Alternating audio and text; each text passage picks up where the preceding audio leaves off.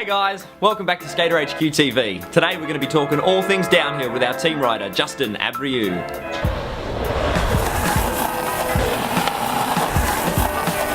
Thanks for coming down, man. Thanks for having me on the show. No worries. Look, there's a lot going on in the longboard world, and we just wanted you to clarify a few things, see if you could share some knowledge for us. Sure, Chris, what do you want to know? First of all, what's the difference between downhill and freeride? Well, downhill, as the name would suggest, is about finding the longest, steepest, windiest hill you can and trying to get down it as fast as possible and handle the hairpin corners it's going to throw at you.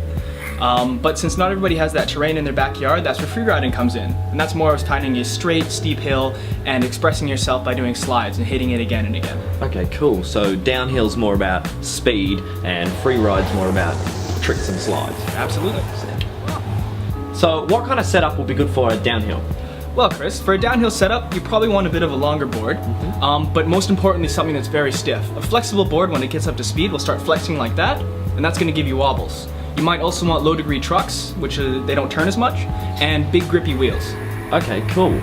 So something really solid and stable. Absolutely. Cool. And what about a freeride? Well, the most important thing for a freeride setup are the wheels. You want smaller wheels with a rounded lip, and if they're stone ground, they slide right out of the box.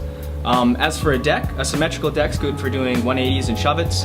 I like having a tail because it frees me up to do blunt slides and ollies. Okay, cool. So freeride board's mostly about the wheels and deck shape is just personal preference. Yeah, absolutely. Sweet.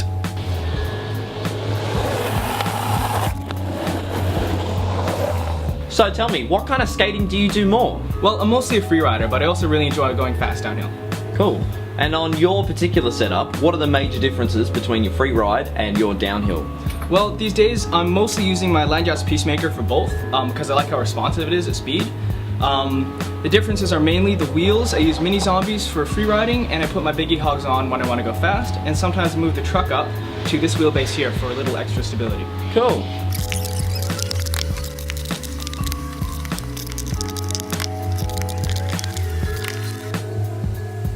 So when you go out and have a big session on a hill for a day, what do you take in your backpack? What do you always have with you? Well, besides the obvious things like my helmet, gloves, and knee pads, I usually bring a spare set of wheels, a skate tool, and first aid kit. Sweet.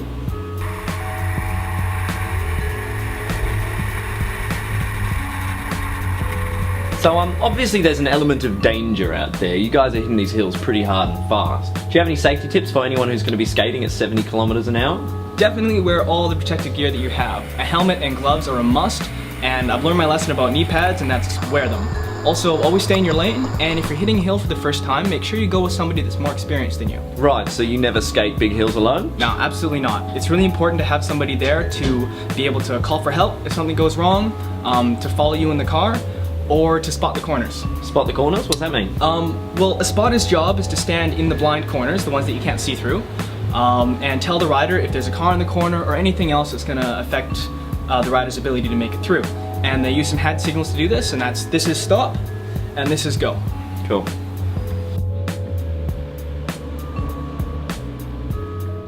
So I see you've been entering a few comps lately and doing quite well. Do you have any pointers for any of the up-and-coming skaters out there? Well, the most important thing I can tell you guys is to be really nice to the locals. If they get mad at you for skating on their street, just smile, wave, and then move on so you can skate there another day.